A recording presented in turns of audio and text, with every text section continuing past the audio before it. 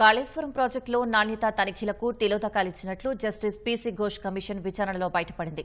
మాజీ engineer in chief Muralidhar గతంలో ఇచ్చిన అఫిడవిట్పై క్రాస్ ఎగ్జామినేషన్ చేసిన జస్టిస్ ఘోష్ డీపీఆర్ తర్వాత కూడా అనేక మార్పులు చోటు చేసుకున్నట్లు గుర్తించారు. ఇవాళ కూడా హాజరు కానున్న మాజీ ఈఎన్సీ మురళీధర్ మరికొన్ని ప్రశ్నలకు వివరాలు అందించనున్నారు. కాళేశ్వరం ప్రాజెక్టుపై విచారణలో భాగంగా సుమారు 50 మందికి పైగా ఇంజనీర్లు, ఐఏఎస్ అధికారులు, గుత్తేదారుల నుంచి అఫిడవిట్లు తీసుకున్న justice PC Ghosh commission cross examination ను ప్రారంభించింది. మొదటి రోజు బీఆర్కే భవన్లో నీటిపారుదల శాఖ మాజీ ఇంజనీర్ ఇన్ చీఫ్ మురళీధర్ను justice PC Ghosh cross examination చేశారు.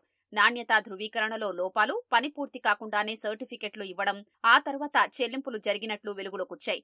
అంచనాలు, డిజైన్లలో మార్పులకు సంబంధించిన నిర్ణయాలు ప్రభుత్వ ఆమోదంతోనే తీసుకోవడం వంటి అంశాలు కూడా క్రాస్ ఎగ్జామినేషన్ లో బయటపడ్డాయి.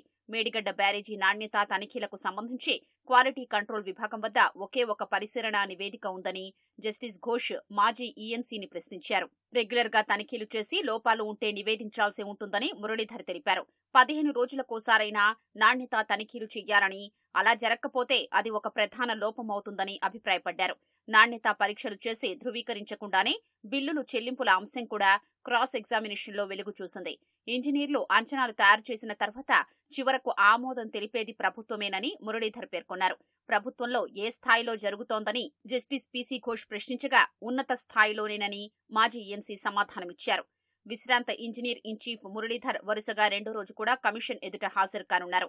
కొన్ని ప్రశ్నలకు మురళీధర్ నిన్న సమాధానం చెప్పలేదు. దీంతో ఇవాళ మరోమారు ఆయన కమిషన్ ముందు హాజరు కానున్నారు. అటు మరో విశ్రాంత engineer in chief Narender Reddy కూడా కమిషన్ ముందు హాజరు కానున్నారు. గతంలో ఆయన సెంట్రల్ డిజైన్ ఆర్గనైజేషన్ సీడీఓ బాధ్యతలు చూశారు. ఆనకట్టల డిజైన్ల విషయంలో సీడీఓ పాత్ర కీలకం.